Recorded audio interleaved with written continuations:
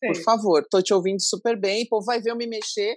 Eu escolhi fazer aqui pelo celular justamente porque é vida real, mulheres estão o tempo todo fazendo 450 coisas, vocês ouviram agora um pi, que é da frigideira elétrica que me salva na vida, por favor, não pare.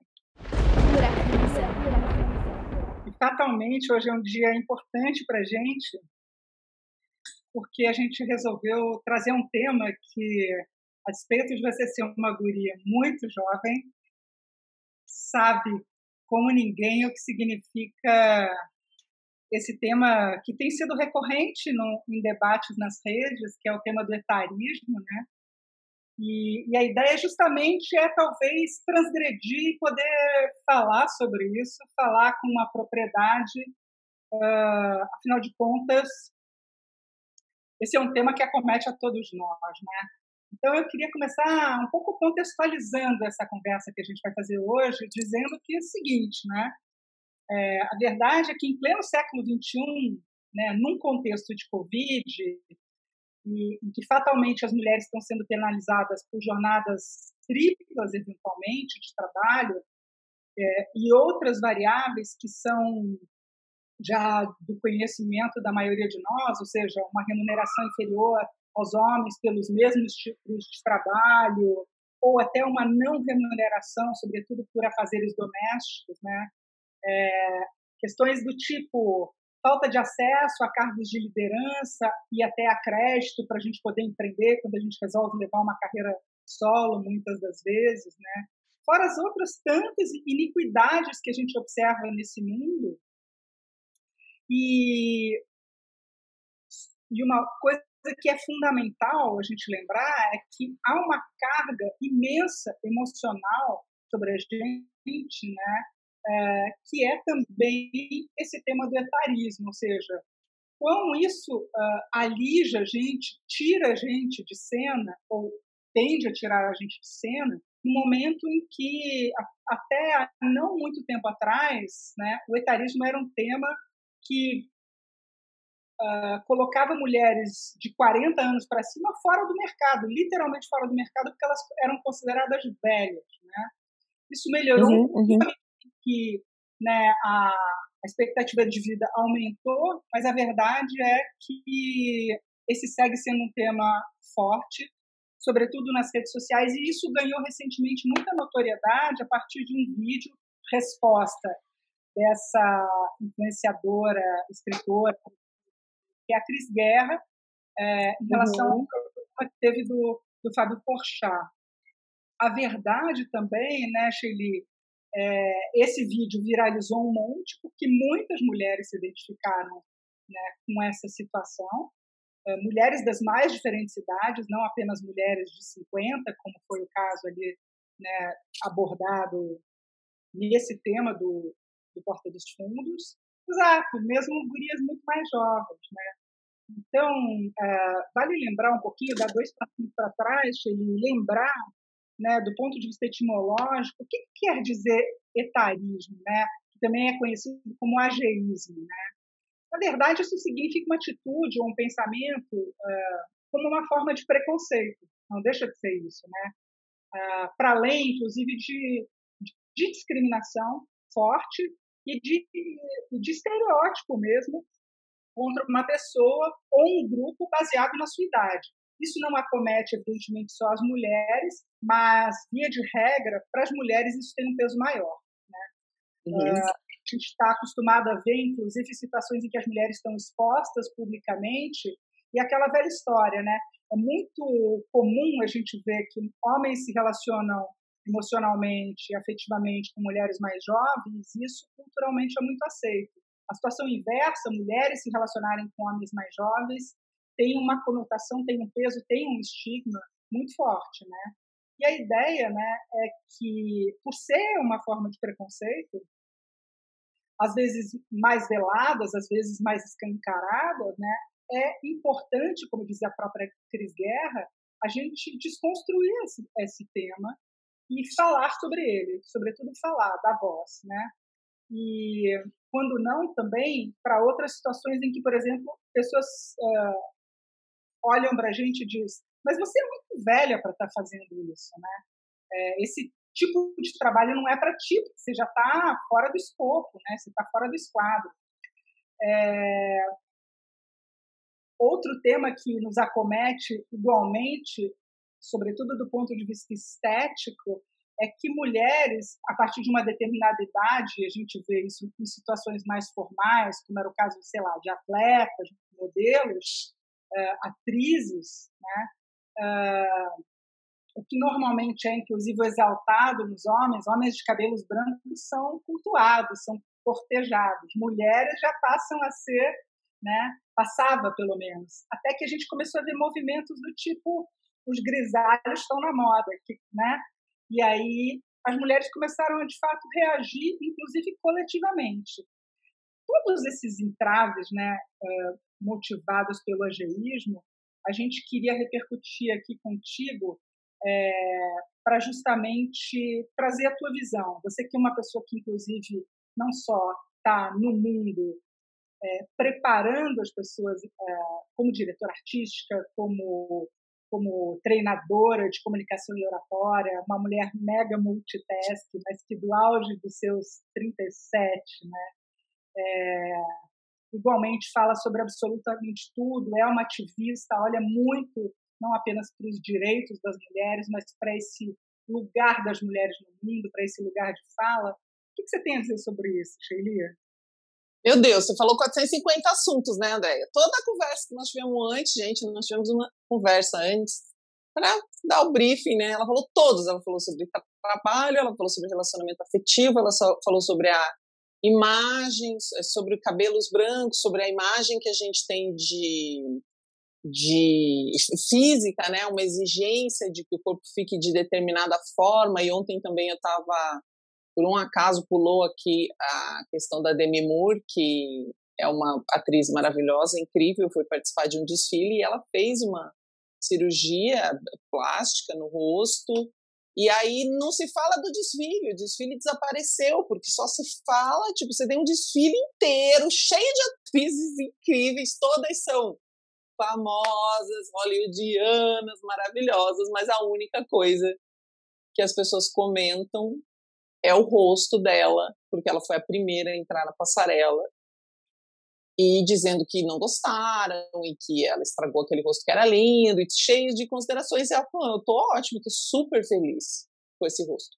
Tá ótimo, tô ótima. Mas todo mundo tá lá para julgá-la, então, além de quando essas coisas se somam, se uma mulher jovem já é julgada, se as mulheres já são julgadas, não importa o que elas façam, né? E daí se ela tá magra, ela tá muito magra, se ela tá gorda, ela tá muito gorda, se ela tá o cara novo é novo, se tá com o cara velho é velho, elas ainda têm que dar satisfação sobre coisas que são completamente íntimas, né? Como a aparência que elas decidem ter ou um procedimento que ela decide fazer. Então é super, é coisa demais, assim. Eu, quando fui convidada por vocês, né, eu tenho uma visão para mim, e foi passada pela minha mãe, que o velho é o jovem que deu certo, né? Só não envelhece quem tá morto. Então, para mim, essa coisa não é um problema. Nunca foi assim. Apesar de eu estar passando por uma menopausa precoce, eu tô com 38, e com 36 eu já entrei, eu já tinha entrado no climatério com 35 e pouco, não sabia o que era, então, tipo, eu tinha um monte de problemas físicos, comecei a ter um monte de problemas de saúde, até entender, porque não tinha imaginado, né? Minha mãe também teve uma menopausa precoce. Não sei quem aí já tem, contem pra gente, vamos conversar sobre isso. Tô até hoje nessa luta de hormônio, então engorda, emagrece, fica sensível demais, aí um hormônio enche, começa a doer, aí você para com aquele hormônio, faz é uma desgraceira, assim. Então eu sinto essas coisas da idade, que até é um pouquinho recente para mim. O que eu mais enfrento de etarismo é isso, já enfrentei de outros jeitos, né? Então eu nem sei por onde começar, André, você falou muita coisa. Acho que a primeira coisa, etarismo para mim, quando a gente fala de etarismo, trabalho é a primeira, né? Eu vi mesmo pela minha mãe, depois de sair de um trabalho há muito tempo, a dificuldade que ela teve, apesar de ser uma mulher extremamente jovem, né, na casa dos 60, ela é extremamente jovem, e com muita experiência de gerenciamento de empresas, sempre teve negócio próprio, as pessoas simplesmente desconsiderá-la por causa da idade. Fato. Por causa do cabelo branco, por causa da idade. Não tem uma questão da competência. E acho que a gente viu muito isso na pandemia também, né? A gente fica pensando por que é tão diferente, em alguns países isso está tão controlado, né? Se compara com países asiáticos, e a gente fala que, porque eles têm tecnologia, porque eles têm vacina, mas se você vai ver qualquer estudo sério sobre isso, todo mundo fala da cultura, porque aqui o velho é desprezado, a pessoa velha ela é desprezada, ela não é produtiva, como a gente vive numa sociedade capitalista, então quem não é produtivo não serve para nada. Estou só reproduzindo discursos que todo mundo conhece. E como essa doença, a gente hoje sabe que ela ataca todo mundo e mata muita gente, mas ela especialmente ataca pessoas mais velhas, né? Prejudica e vai levar a óbito pessoas mais velhas. O fato da gente considerar na nossa sociedade o velho uma pessoa dispensável, ou que não é produtiva, ou que não interessa tanto aos meios de produção, faz com que a gente tenha uma ideia tão louca quanto aquela de isolamento vertical, que nenhum país do mundo falou disso, só aqui no Brasil, como se as pessoas mais velhas fossem as únicas que tivessem que se cuidar. Quando nos países asiáticos, o reverenciar a geração mais velha é muito mais comum. Então, se algo vai prejudicar a minha avó, jamais eu vou correr o risco de pegar essa doença, porque Deus me livre a minha avó falecer. Tipo, ela é a ânsia da minha família, ela é o porto seguro da minha casa. Então, eu acho que a gente pode até falar do velho, da pessoa velha, e aí eu estou usando velho porque não se usa mais tanto idoso, né? E isso até é uma coisa que a gente pode conversar, você como jornalista pode me auxiliar. Acho que a gente pode pensar no sentido da ancestralidade, né? Eu vou virando um ancião, uma pessoa que tem mais experiência, que tem mais maturidade. A maturidade tem trazido coisas incríveis. E esse respeitar a maturidade é uma coisa cultural. Claro que o Brasil é imenso e talvez você esteja assistindo a gente de um local onde isso é assim, né? Onde o reverenciar das pessoas mais velhas, ou pedir a bênção, ou cuidar das pessoas mais velhas, ouvi-las é muito comum. Mas eu estou falando bem num sentido amplo. Então é uma diferença cultural que ainda pesa sobre tudo isso. Então tem o fato da gente ser mulher, tem o fato da estética, tem o fato não sei o que, e tem essa diferença cultural de que velho, e os homens também vão sofrer por causa disso, ele não tem uma função, ele não seria útil, como se o ser humano tivesse que ser útil, como se a gente fosse, como se o papo fosse sobre utilidade. Se eu não sou útil, então eu não sou útil no sentido produtivo, e quem disse que a gente não pode trabalhar sendo uma pessoa mais velha, mas como se isso fosse um estigma mesmo, né? Algo que nos fizesse perder valor. Eu estou botando tudo entre aspas aqui, ó. Vocês vão ouvir no podcast, né? Estou botando tudo entre aspas aqui com a minha mão, entre aspas, valor, tá, gente? É algo que para mim é impensável quando eu ouvi essa ideia esdrúxula de que os velhos que se cuidem, ou até mesmo aquele movimento que teve de deixe os velhos morrerem, né? Foi um movimento em inglês, também teve aqui no Brasil uma adesão no início da pandemia. Eu não lembro como chamava em inglês, não sei se você lembra, se vocês lembram, mas era tipo... Mas é tipo... Enfim, a tradução é tipo isso. Mas é tipo... antes de mais nada, que bacana ter você aqui, Shelly. A gente já tinha se falado antes, mas é uma honra para a Bilebs ter você aqui.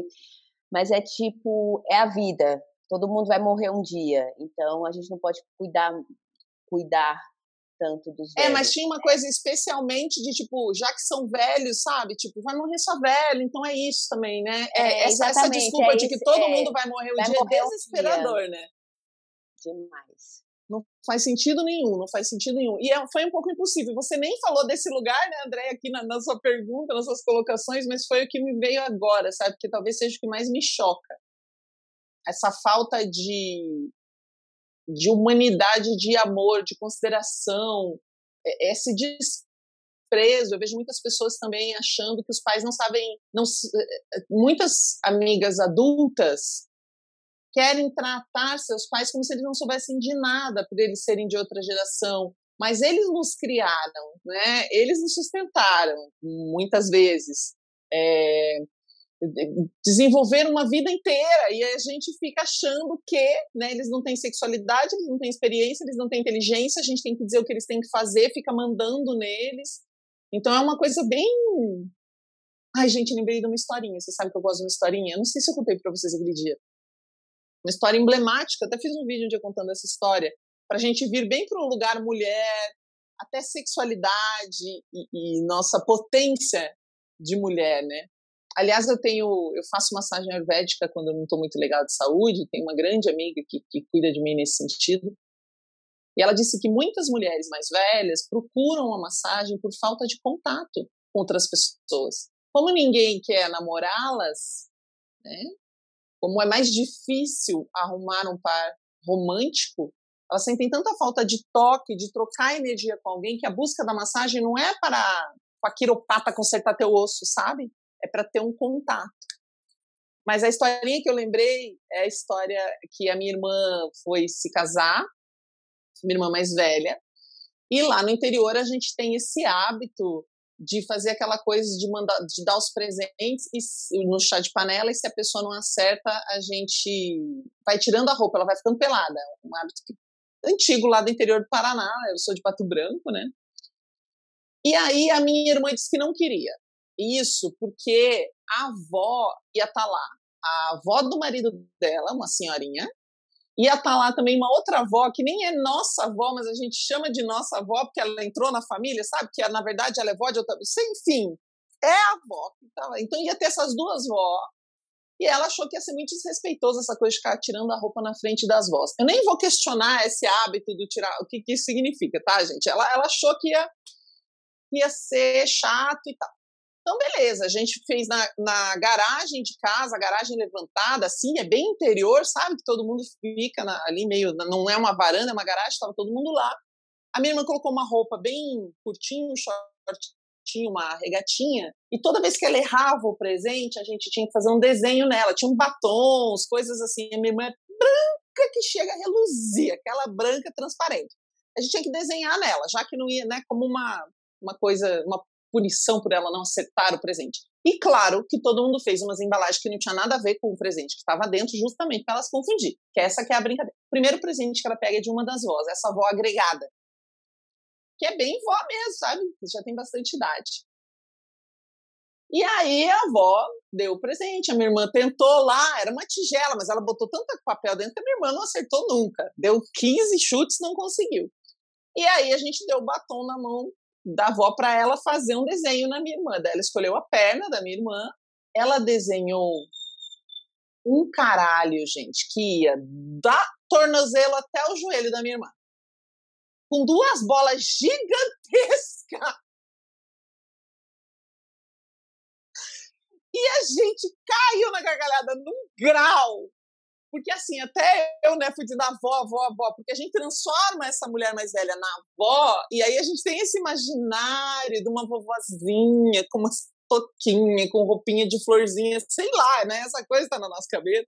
E é uma mulher que teve 8 filhos, ela sabe exatamente como produzir crianças, e como ser engraçada, e como fazer todo mundo cair na gargalhada, e aquele órgão genital masculino que ela desenhou tinha 1 quilômetro de distância, e a minha irmã não queria ficar nua na frente dela, porque, meu Deus do céu, ficar nua na frente daquela senhora mais velha.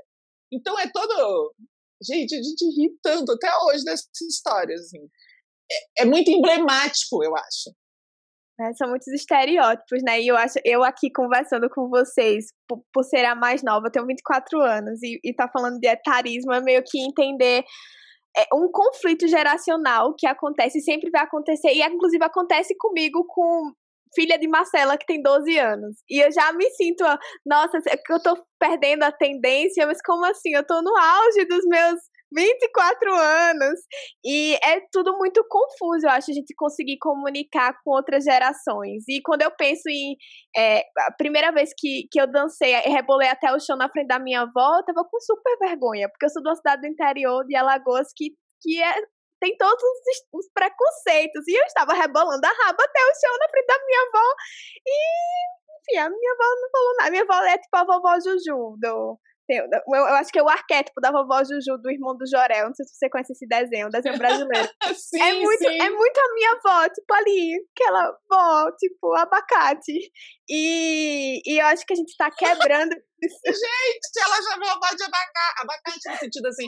Acho que abacate só traduz pra gente, entendeu? O que você quer dizer? Abacate é tipo, eu chamo de alface na plantação, tipo, não fede, não cheira, tá lá parada, é isso? Não O que é exatamente, abacate? é porque a vovó Juju, olha, eu adoro desenho animado, e no Irmão de Jorel, a vovó Juju, ela fala que abacate é uma solução pra tudo, então ela dá abacate pro Jorel, pro irmão do Jorel. Ok, então é tipo aquela avó que só sabe falar disso, ela fica toda hora, estigmatizada naquele... A palavra engraçada que ela fala, abacate. Mas a minha avó como a minha avó tem Alzheimer, então ela tende a repetir alguma palavra. Não abacate, mas ela tende a repetir. Mas é muito estereótipo. E eu fico pensando em como é que a gente conversa com essas gerações.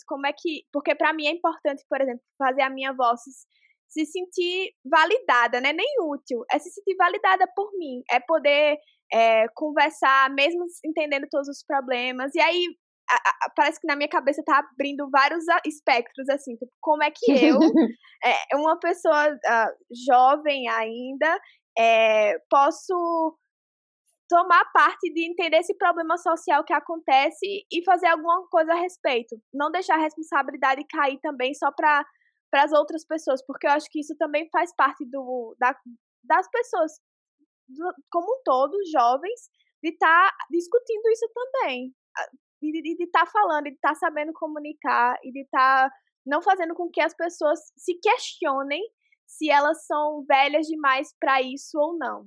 Então, foi só um devaneio aqui que eu fiz quando tu contou essa história. Mas acho que Clara traz um ponto muito, muito importante, porque na Bilé, assim, eu com 42 anos passo por isso, mas a gente tem uma experiência muito forte na Bilebs, no trabalho que a gente faz com as mulheres, nas mentorias, né? Muitas, centenas delas, né? Elas trazem pra gente, eu sou muito velha para fazer isso, eu não tenho mais idade para fazer isso.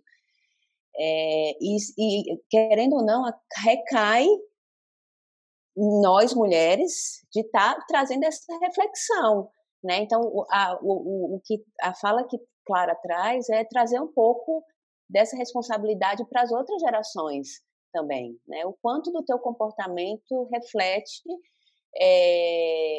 nas gerações mais velhas, nas gerações mais velhas, né? Então,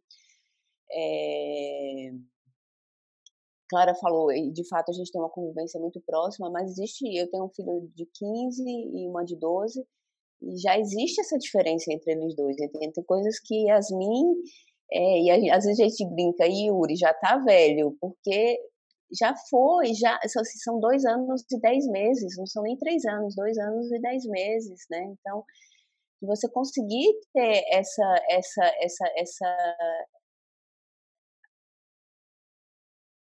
e exercer o real sentido da palavra empatia, independente da idade da pessoa, porque eu acho que quando de tudo que a gente falou aqui, principalmente Shelly e do que Clara, que aquela pessoa já passou, é tipo o famoso respeita a minha história, né? Respeita a minha história, olha tudo que eu já passei, né? Então... Mas sabe o que eu acho complicado? Não, porque a gente falou dos asiáticos, de como as pessoas asiáticas se comportam, e aí eu morei nas Filipinas um tempo, e a minha experiência aqui era o contrário, era que as pessoas não escutavam os jovens. Literalmente, a nossa opinião era sério, a nossa opinião era totalmente desvalidada, porque eu não podia abrir a boca pra falar nada, porque eu era novinha demais, não sabia de nada. E aí porque a hierarquia é tão importante lá, por exemplo, se eu falo com uma amiga coreana e eu não uso um pronome, em um caso, um recorte da Coreia, eu não uso, ela é 1 ano mais velha que eu, se eu não chamo ela de senhora, eu tô errada, assim. eu estou quebrando todas as regras. Ela é 1 ano mais velha que eu. Minha gente, nunca que uma pessoa 1 ano mais velha que eu. Pra minha idade, 1 ano mais velha que eu. Eu tenho que chamar de senhora. Então, lá, o que eu senti é que a hierarquia da idade é tão importante que realmente as pessoas que são mais velhas, elas literalmente sabem mais. E todo mundo tem que abaixar a cabeça. É uma coisa que me incomoda que você falou aí. Tem várias coisas, porque existe o ensino formal e existe a escola da vida. E qual que é mais importante, né? Quando a gente vem para uma sociedade industrializada, tipo, a chancela vai ser universitária, coisas assim. Mas do que você estava falando de como conversar, eu acho que as palavras são importantes e o coração é muito importante. Quando você parar de olhar, a gente tem uma coisa imatura de olhar as pessoas mais velhas, como a gente encaixa elas na relação que a gente tem com nossos pais ou com os nossos avós da nossa família. E para mim, e não que é uma pessoa, e do mesmo jeito, ao invés de enxergar nossos pais como pessoas, a gente enxerga como nossos pais. Acho que tem uma diferença que a gente precisa fazer aí, para não fazer essa confusão. Eles não são, minha mãe não é a minha mãe, ela é uma mulher, hoje solteira, livre, independente. E eu, quando vou conversar, eu converso com essa mulher. Não quer dizer que é a mulher com a qual minhas irmãs conversam também. Então, como a gente enxerga isso, como a gente enxerga com o coração, reconhecendo o ser humano independente que está ali das funções sociais que ele exerce ou exerceu na nossa vida. E você falou o poder das palavras. Eu não falo mais conflito geracional, eu tenho buscado falar colaboração geracional. Isso é uma questão de colaboração geracional. Porque quando a gente fala que é conflito, parece que ele nunca... Sempre vai existir esse choque. Ontem eu estava dando um curso numa empresa ontem era sobre comunicação escrita. E alguém trouxe essa questão, né? Como a gente estava falando de palavras, que palavras usar. E aí alguém falou, mas os jovens também têm... A pessoa está perto dos seus 55, ele devia ter. Ele falou, os jovens também têm preconceito contra a gente, eles não ouvem a gente, eles acham que a gente é ignorante, eles querem ficar consertando tudo que a gente faz. Aí o outro colega da mesma faixa etária disse, mas a gente era igual com os nossos pais. Essas coisas vão acontecer e, para mim, a palavra, o jeito que a gente encara. E eu queria voltar mais nesse ponto do eu sou muito velha, né? Como, para mim, quando você fala, eu fico pensando que a gente está tratando de um assunto que é falta de referência. Quais são as histórias que a gente tem? Quando a gente pensa velha, ainda vem a imagem da vovozinha, uma mulher velha, que são as histórias, que é o que a gente viveu. Então, quais são as histórias? Tem um monte de exemplo aí. A gente tem poucos exemplos. A gente tem nessa sociedade que não dá oportunidade para pessoas com mais idade, a gente não vai vê-las tanto trabalhando. Então, a gente acha que não dá, ou que não pode, mas será que tem espaço? Então, talvez a gente precise de mais histórias, né? Talvez a gente precise de mais conversas, e por isso o vídeo da Cris tenha viralizado tanto, porque você vê uma mulher, no imaginário do humorista, a mulher de 50 e poucos anos é uma vovozinha gagá, que não sabe o que... Não que seja um problema, mas assim, que não concatena mais, que não consegue acompanhar a atualidade. E ela é exatamente aquela pessoa dizendo, cara, você está falando de mim. Então a gente não tem esse exemplo. Se a pessoa acha que... E se a gente achar que não pode, né? Se as pessoas mais velhas acharem que elas não podem começar, e olha que nós estamos falando, você mesmo, com 40 e poucos anos, as empreendedoras que lidam nem estão nessa faixa etária dos 60, geralmente, ainda são mais jovens, já acham que não podem fazer porque estão velhas. A gente precisa de mais modelos, de outras referências, a gente precisa construir essa base de referência, atualizar a nossa base de referência do que é ter mais idade, né? Do que é possível fazer com mais idade. Shelly, eu quero aproveitar o gancho justamente, antes de mais nada, te pedir desculpas pelo longo prólogo no começo, mas justamente porque, como você é muito boa de história, basta a gente soltar uma novela que você vai em frente, você tem histórias 1000 para contar, mas eu quero aproveitar esse gancho justamente porque é um gancho que, inclusive, me diz respeito, né? Eu tenho 56 anos, eu para nada me sinto uma mulher... Aliás, eu tenho a idade justamente da mulher que sofreu chacota nesse programa, e para nada, igualmente, eu me sinto não só desatualizada, pelo contrário, Mas tem um ingrediente fundamental, e aí eu quero botar um pouquinho de lenha na fogueira, né, uma provocação interessante, que é justamente, eu tive a oportunidade, talvez um dos grandes benefícios da minha vida tenha sido conviver com gente de tudo que é geração, como eu tenho agora. Eu trabalho com essas gurias, né, com Clara e com Marcela, e para nada há um abismo entre a gente, senão porque há uma reverência, há uma consideração, há um respeito e há uma admiração profunda por cada uma de nós dentro do seu repertório, da sua história. Então, também a falta de possibilidade de convivência, de troca, impede justamente o reconhecimento de que sim, somos potentes e cada uma, né, cada qual nesse seu momento. Quando a gente fala, por exemplo, no mundo que está profundamente alfabetizado digital, quem disse que a idade é que nos exclui, né?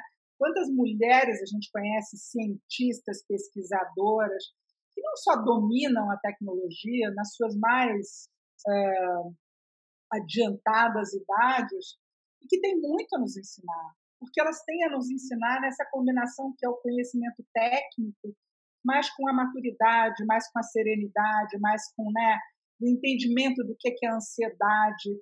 Quanta coisa essas mulheres todas, nas suas mais diferentes, nos seus mais diferentes ranges, podem trocar com a gente. Vale lembrar, né, que a Organização das Nações Unidas colocou 60 anos em algum momento, com uma idade, né, você passa a ser velho a partir daqui. Há também uma outra consideração que é que a gente usa muito essa terminologia hoje em dia, os 60 são os novos 50, os 50 são os novos 40. O que quer dizer isso, né? E, ao mesmo tempo, é muito bacana que é pensar o seguinte: mulheres empreendem desde que eu me conheço por gente. Isso é uma máxima. Segunda máxima, a gente envelhece desde o dia que a gente nasce. Se não fosse por isso, a gente não faria aniversário. E, em última instância, a gente, como mulher, não recebe educação financeira, né? Diferente, por muitas gerações, mulheres não foram à escola de negócios. A gente não recebeu educação financeira em casa. Então, como é que a gente também se prepara para envelhecer? E mulheres que foram absolutamente autodidatas, porque se elas fazem o gerenciamento de casa, mais de 50 ou quase 50% das mulheres são administradoras únicas dos lares no Brasil. Então, se tem mulher, se tem um ser humano que entende sobre gerenciamento financeiro, é mulher. Mulheres recebem, né, não só o auxílio, sobretudo o auxílio agora na época da pandemia, mas muitas delas receberam o Bolsa Família porque elas fazem a gestão dos recursos financeiros. Então, há uma invisibilidade, um não reconhecimento daquilo que mulheres fazem sim, né? Mulheres, igualmente, não só porque elas têm autonomia, porque elas têm alteridade, mas ao longo da história, a gente destitui valores, sobretudo, para mulheres a partir de 40, por exemplo, como esse. Mulheres não têm sexualidade, não têm vida ativa. Oi? Haja visto o que há de aplicativo para mulheres se relacionarem em todas as idades, porque elas estão aí reivindicando seus espaços. Então, obviamente, e você que se relaciona com públicos nos mais diferentes recortes, quantas histórias você já não ouviu? Quantas? Para muito além de pato branco, você é uma pessoa que está exposta e que está se relacionando com todas elas e ouve, né? E ouve, acima de tudo, faz uma escuta. Isso faz diferença. Você coloca elas no teu cenário, no teu mundo, e traz elas o tempo todo. Então, talvez falte isso, você não acha? Não sei se eu entendi a pergunta. Trazer para o nosso mundo? Falar com elas, convidá-las a conviver, escutá-las. Convidá-las a conviver, escutá-las, considerá-las, né? Eu falo sempre num prédio que eu morei tinha uma subsíndica e tinha um estigma até estranho. A subsíndica já parece um personagem de uma novela, né? Ou de um conto. E ninguém ouvia ela. Ela era considerada a velha chata, vamos colocar assim, né? Era a subsíndica. E quando eu tive a oportunidade de bater um papo com ela, era ótima, como qualquer pessoa, sabe? Acho que a gente tem um lugar, eu não sei se é trazer só a pessoa para o nosso universo e convidar, mas também se esticar com empatia, como a Marcela falou, para a gente conseguir ir para esse lugar onde o outro habita, né? Não sei, eu fico pensando nos vídeos que eu faço, eu tenho um público muito grande de mulheres mais velhas, muito grande, assim, bem mais velhas que eu, e que se sentem muito contempladas com a forma que eu expresso as minhas ideias. E a gente bate papo, tanto que algumas ideias, quando eu expresso, a gente tem muita discussão, porque é essa coisa da colaboração geracional. Né, são ideias tão diferentes que eu trago às vezes, e aí que eu descubro que eu tenho esse público tão grande de mulheres mais velhas, porque vem algumas pessoas conversar comigo para dizer, eu não penso assim, é assim, tal coisa. Né, se a gente vai falar de algumas modernidades que estão rolando, assim, mas no geral a gente consegue se entender muito bem. Mas para mim não é nenhuma mágica, é uma questão de humanidade, de se colocar no lugar de ser humano, tentar ultrapassar, assim, eu serei essa pessoa fui eu, e talvez a gente seja igual em muitos aspectos. No particular é muito difícil eu ver isso, mas eu compreendo que se a gente pedir, e eu vou ir passar no relacionamento amoroso que eu acho que é mais didático, ou até para todo mundo que está aqui, se eu pedir para todo mundo fechar o olho, quem está nos ouvindo no podcast ou assistindo, e imaginar, pense numa mulher forte, numa mulher exemplar, numa mulher que você considera bonita, bela, interessante. Pense nessa mulher, você de olhos fechados, pense nessa mulher caminhando na sua direção. Com que roupa ela tá, que sapato ela tá usando, ou tá de pé descalço, qual é o cenário. Será que alguém pensou na avó, né? Ou em uma mulher que tem mais idade? Uma mulher sensual, se eu desse, pense em uma mulher sensual, você de olho fechado. Como que é o corpo dessa mulher? Será que você pensou numa mulher parindo, por exemplo? Numa mulher gorda? Esse nosso imaginário, ele tá muito zoado em relação ao que é uma mulher, especialmente ao que é uma mulher forte. Eu realmente, quando penso em mulher forte, eu não tenho filhos, fiz essa opção, né? Não sei se um dia adotarei ou não, mas dificilmente até nem posso mais ter filhos biológicos. Mas eu fico pensando assim, uma mulher parindo, que coisa mais forte, sabe? Que imagem incrível do poder da mulher, mesmo eu não tendo essa opção. Mas será que a gente imagina nessa hora, quando a gente fala de uma mulher forte, uma mulher parindo, ou uma mulher num avião indo para uma reunião de negócios em outro país, por causa da empresa dela, sabe? Ou uma mulher surfando, ou uma mulher... Será que a roupa era de surf? Sabe? Será que a roupa era de escalada e você imaginou ela na montanha?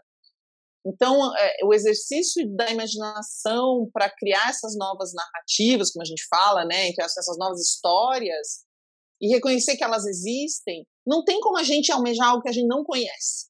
É isso que eu quero dizer. Eu não posso pensar em ser uma mulher, em começar aos 38 anos a escalar, se eu nunca vi essa referência, é muito difícil que ela venha para minha mente. É um exercício muito mais complexo.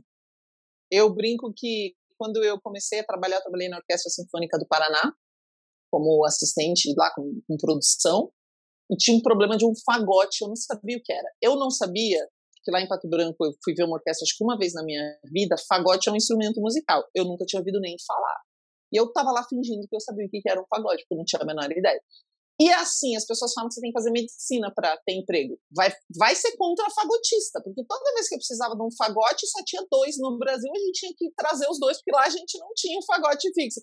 Só que quando você pensa, quero uma profissão que com certeza eu terei emprego, você pensa sempre, né? Vem as mesmas coisas, caretas de sempre, que estão no nosso imaginário. Ninguém pensa que eu vou ser contra fagotista, porque aí eu vou ter trabalho sempre.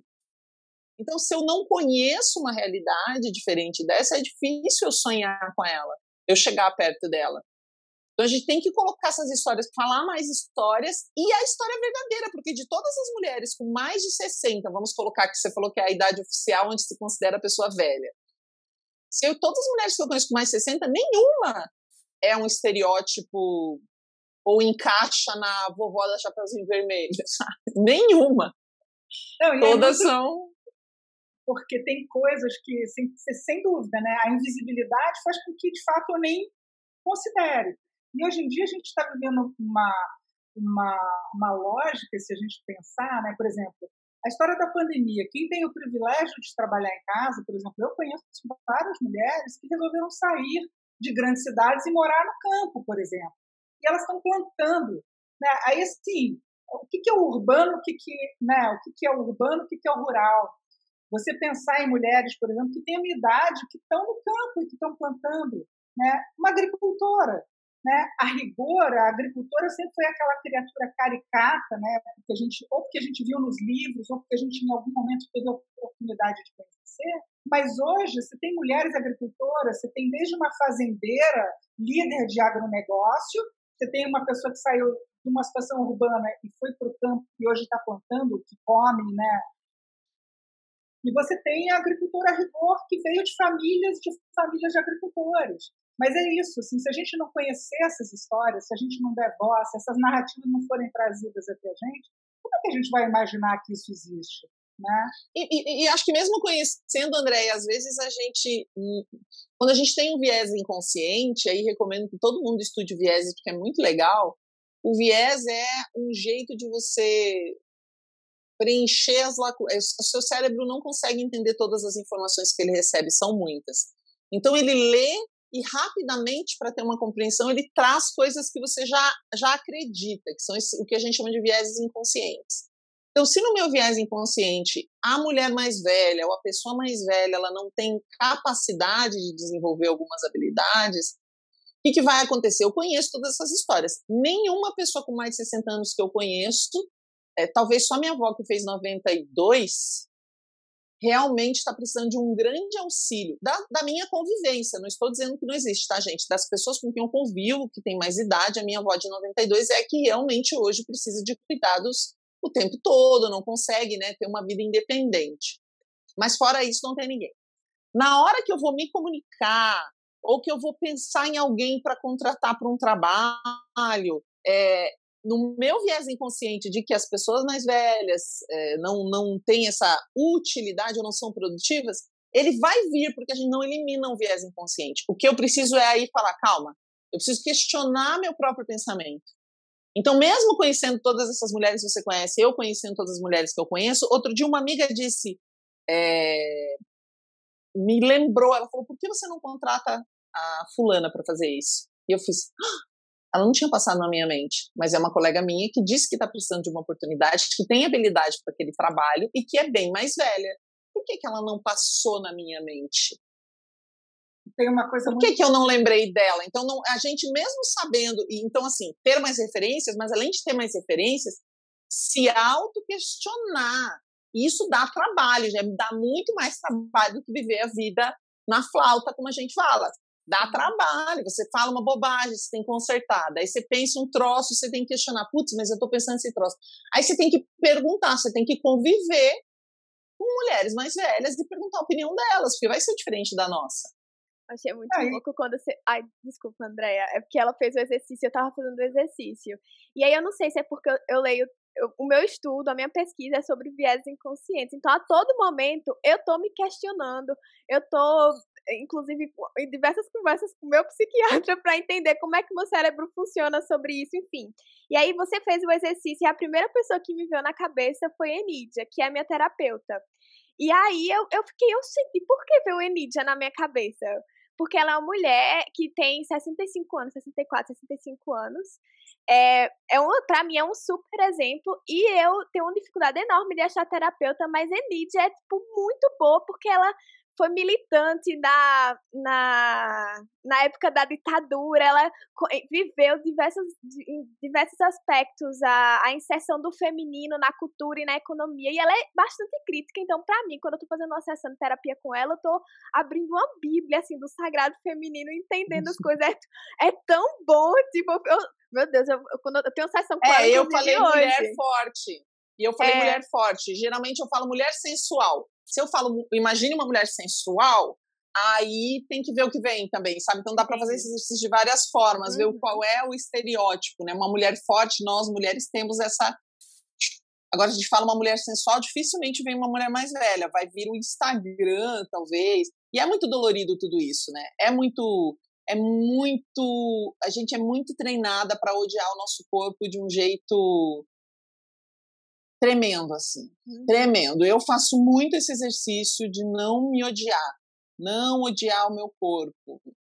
E odiar no sentido, assim, de falar, ai, ganhei peso, ai, não sei o quê, ai, preciso usar maquiagem, ai, preciso de me comparar, sabe? Tudo isso que é oferecido para as mulheres hoje é muito triste e mantém, e é tudo uma questão, não tem como a gente não falar de capitalismo de sistemas, porque é uma questão de dinheiro, né? Se todas nós nos sentíssemos felizes e tranquilas com a pele que a gente tem, com o dente que a gente tem, porque agora todos os dentes aparecem brancos de um jeito no Instagram que você fala, o que está fazendo os dentes? O dente não tem aquela cor, gente. Não é a cor do dente. E você fica numa pressão infinito, de vivência. Assim, né? E o cabelo tem que ser... Então eu fico ouvindo, enquanto a gente está conversando, eu imagino que tem mulheres talvez nos acompanhando e pensando assim, tá, mas tem diferença envelhecer? Tem, né? Tem. Quando eu fiz 30 anos, eu comecei a ter mais peso do que eu tinha antes. Hoje, depois da menopausa, eu tenho uma questão de cálcio no quadril, que eu preciso ficar tomando remédio, eu tenho que fazer exercícios de musculação que eu nunca fiz na vida, nunca me preocupei com isso, porque eu posso ter mais problemas, a osteoporose é uma coisa muito comum na minha família, tem que lidar. Essas coisas, essa questão biológica do envelhecimento, ela é uma realidade, mas ela não precisa estar tão linkada com a nossa forma de ver isso socialmente. E a cada momento a gente tem também mais possibilidade de lidar com isso de um jeito muito melhor do que a gente lidava antigamente. Realmente as pessoas, quando a gente lê aqueles romances antigos, as mulheres casavam com 13 anos, morriam com 40.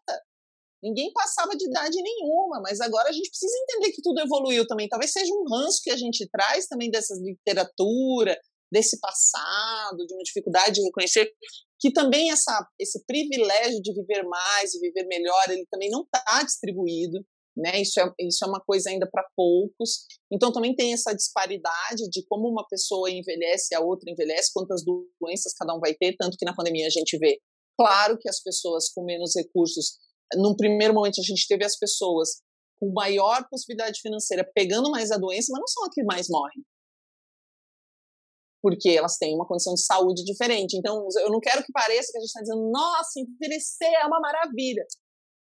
Tem os problemas de envelhecer que é chato. Aí na menopausa, eu tomo hoje, acho que 1, 2, 3, 4. 8 comprimidos por dia, gente.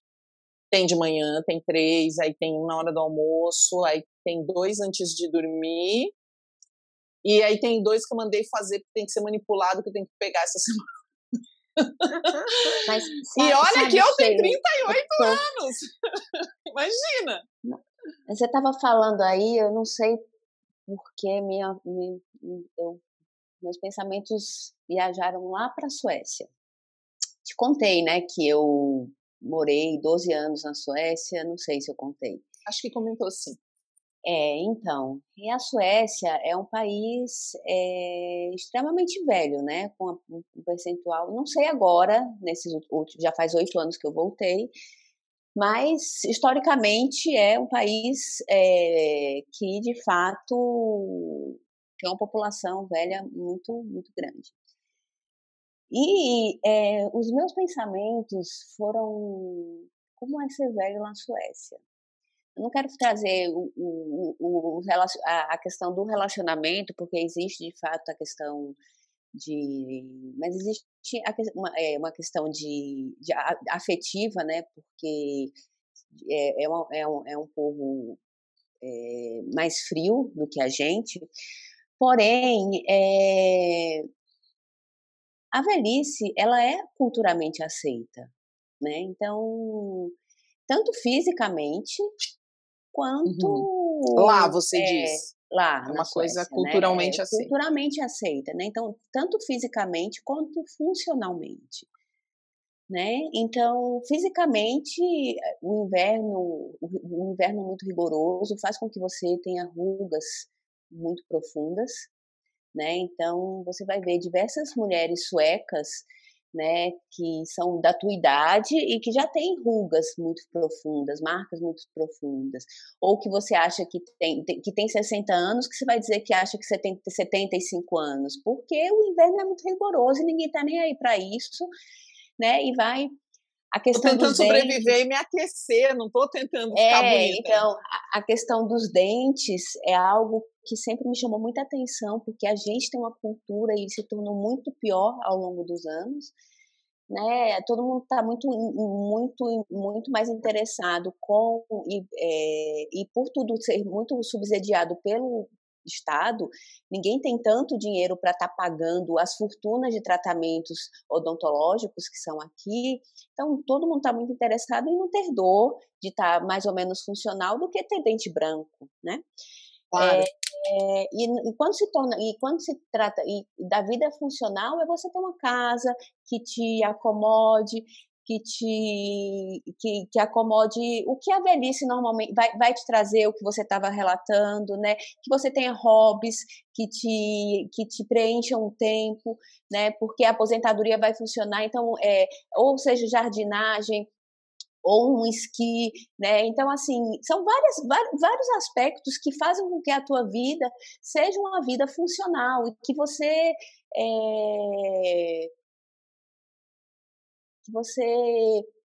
aproveite a sua velhice, né? Que você aproveite a sua velhice. E aí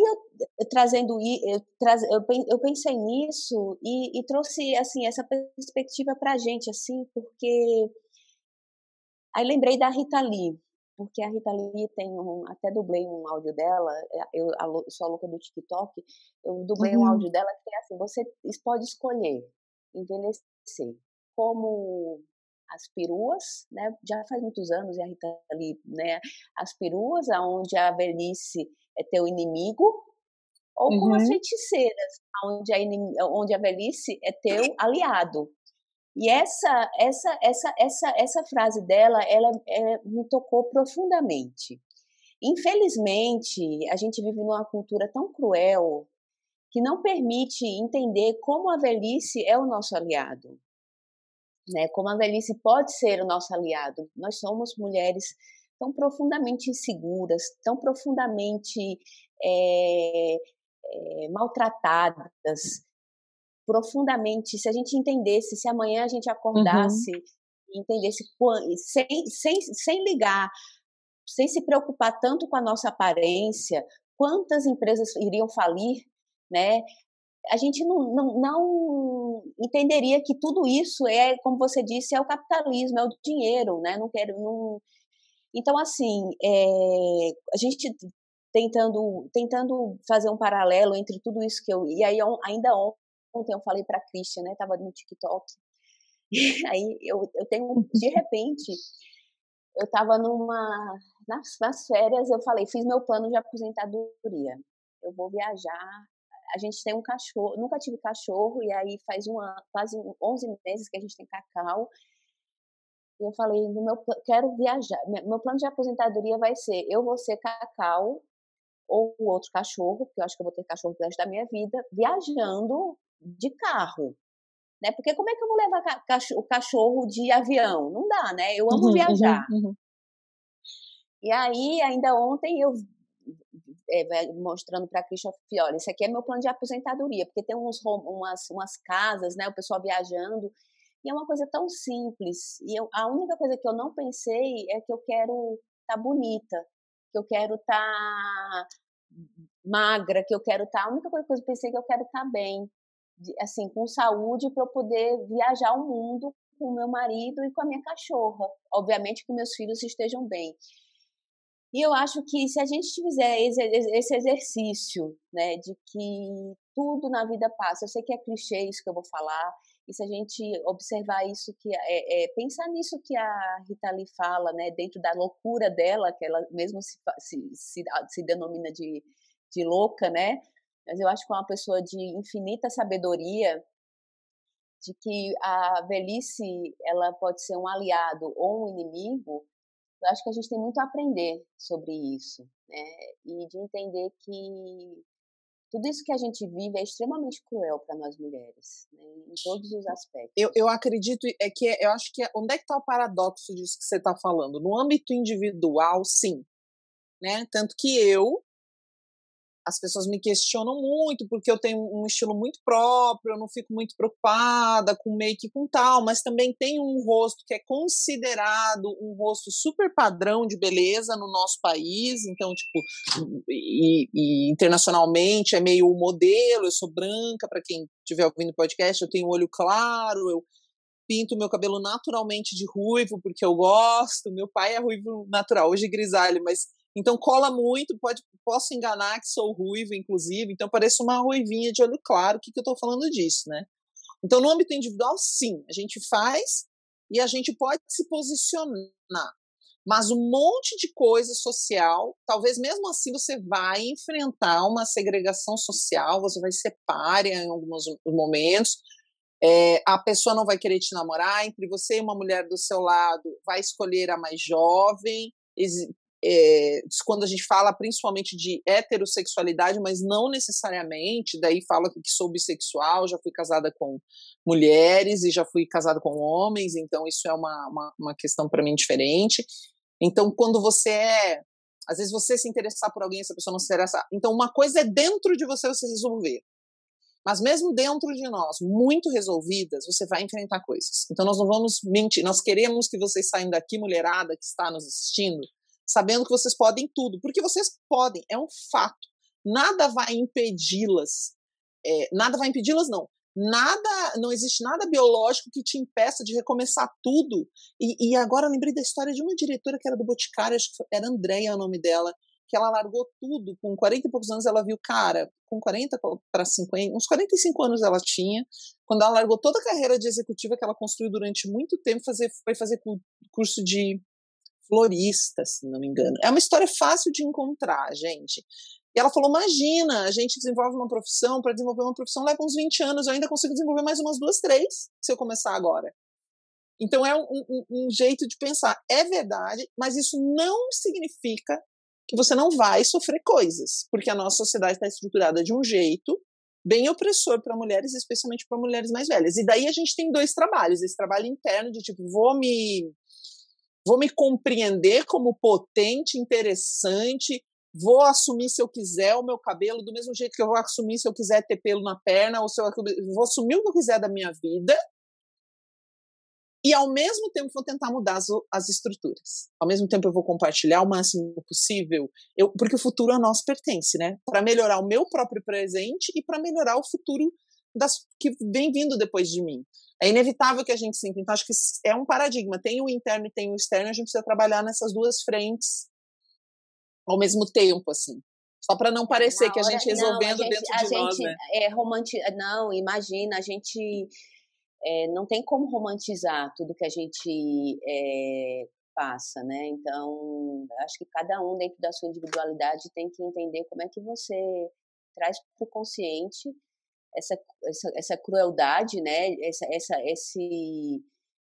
Ainda ontem eu escutava a Juju falando, né, que o feed do Instagram ele é infinito, né? Então, eu não sei se vocês já escutaram essa fala da Juju, mas ela fala, gente, o feed do Instagram é infinito. Tudo na nossa vida é finito, mas o do Instagram é infinito. Você tem que ficar lá o resto da sua vida, porque nunca vai ter fim, né? Então, imagina você no feed do Instagram esperando ter fim, não tendo fim, e dentro desse feed você tá vendo mulheres lindas, maravilhosas, de biquíni, perfeitas, né? E ainda assim está surgindo um super movimento aí de corpo real e corpo que mídia social não é real, né? Mas de não romantizar de fato, que é fácil, não é, mas é de trazer, e assim, quem me vê aqui, 42 anos, tem muita terapia, inclusive voltei para terapia, porque um ano de pandemia não é fácil assim você lidar para. Mas encaminhando aqui pro final, eu lembrei de um livro que eu li, indicando mesmo, porque eu acho que é muito essa questão do amor próprio do interno para a gente poder ter força para lutar contra toda essa pressão social que existe pelo fato de ser mulher, pelo fato de ter que envelhecer, pelo fato dos primeiros cabelos brancos, porque eu tô na fase dos meus primeiros cabelos brancos surgindo, e o que porra eu faço com isso? Porque, meu Deus, meu pai disse pra eu pintar o cabelo, minha outra pessoa disse que eu não posso cortar o cabelo, enfim, tudo isso que a gente vive. E eu lembrei desse livro que é A Ciranda das Mulheres Sábias. Clarissa é uma autora que eu adoro, que ela escreveu Mulheres que Correm com os Lobos, e aí eu comprei esse livro porque é um livro que ela escreveu velha. Então ela fala aqui inclusive, ser jovem quanto velha e velha para ser jovem. Então eu nem tinha me tocado que abordava tanto essa questão do etarismo, mas ela traz vários arquétipos da mulher anciã, da mulher vó, das abuelas, como ela fala aqui. É um livro super interessante para entender como é que a gente envelhece sendo mulher. Eu não sei se vocês já leram, mas é incrível. Assim, é um livro super curtinho, mas que eu indico para pessoas de todas as idades entenderem um pouquinho dessa questão e desses arquétipos que a gente tem enquanto mulher jovem e também que vão sendo perenes enquanto a gente envelhece aí. Que legal. Vai, eu queria colocar uma coisa que acho fundamental ouvindo vocês falarem isso, né?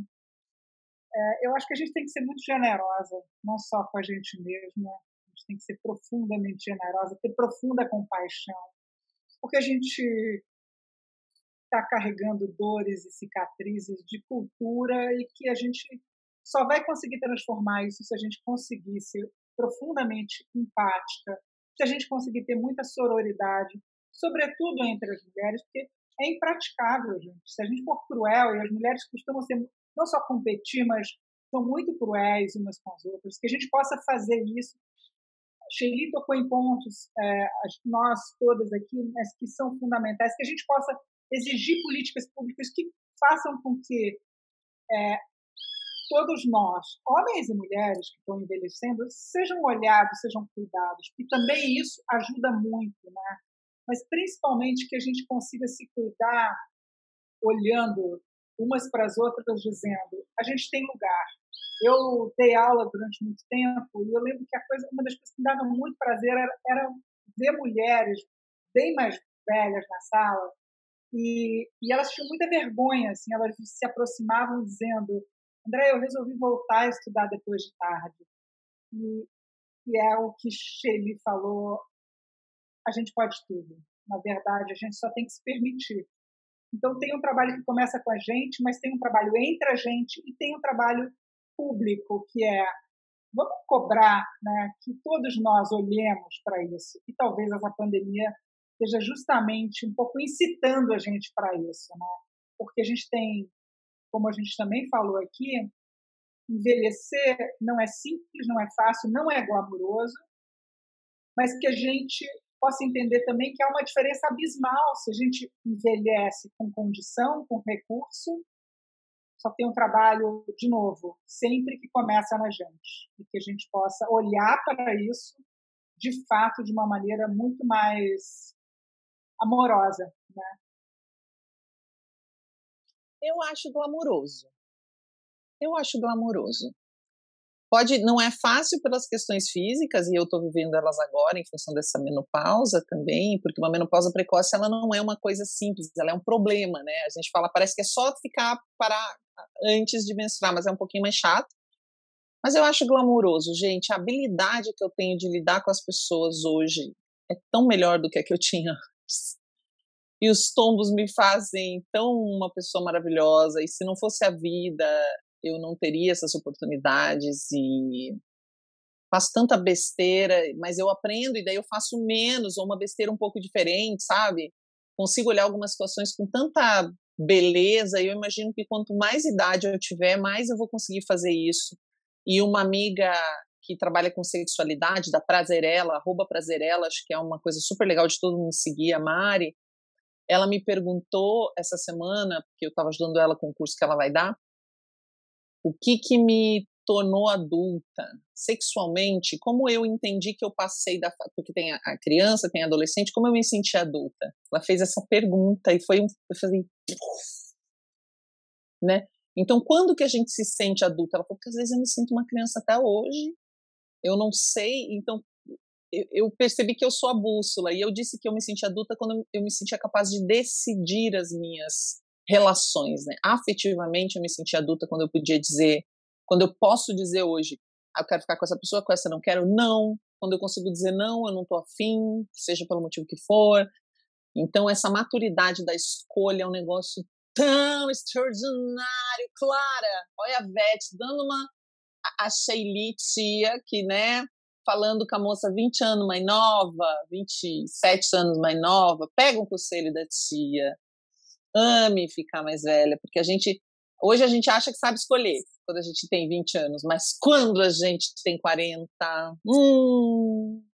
a gente escolhe muito melhor. E eu imagino, quando eu tiver 60, eu vou ser a mestre zen budista, praticamente. Eu vou saber dizer, não entro nessa furada, não! Hoje eu ainda caio numas esparrelas, sabe? É verdade, Shirley. É uma delícia. Assim, eu, de fato, não troco os meus mais de 50 pelos meus 20, não troco. Foi uma delícia ter 20, mas essa coisa da maturidade, da menor ansiedade, é incrível. Esse poder da escolha é genial. A forma de encarar as coisas é divina. Então, de fato, estamos juntos. Sim, não troco meus 42 por nenhum 2 de 20. E eu vou estar envelhecendo com essa consciência, então é maravilhoso aproveitar, né, cada época da vida. Eu queria também recomendar um livro, gente, que fala um pouco disso, na verdade fala das narrativas aí, de tudo que a gente falou, mas de uma forma muito mais poética, que é o que o sol faz com as flores, da Rupi Kaur. Não sei se vocês já leram, mas é um livro rapidinho de ler, são poesias, mas que fala justamente disso que a gente falou tudo, de toda a trajetória de uma mulher, né? Ela é uma indiana que migrou pro Canadá, então vale muito, muito a pena ler esse livro. Foi um amigo que indicou, eu sempre achei que não gostava de poesia. É besteira, né? A gente fala, não gosto de poesia, não gosto de poesia. Aqui eu indicando um livro de poesia.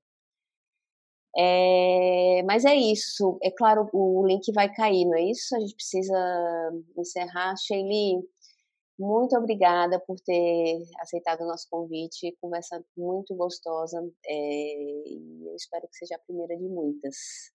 Amém, Obrigada. que assim seja. Vai ser. Obrigada, Déa. Obrigada, Clara. Um cheiro, gente. Beijo. Obrigada para Tchau, tchau. Beijo. Beijo.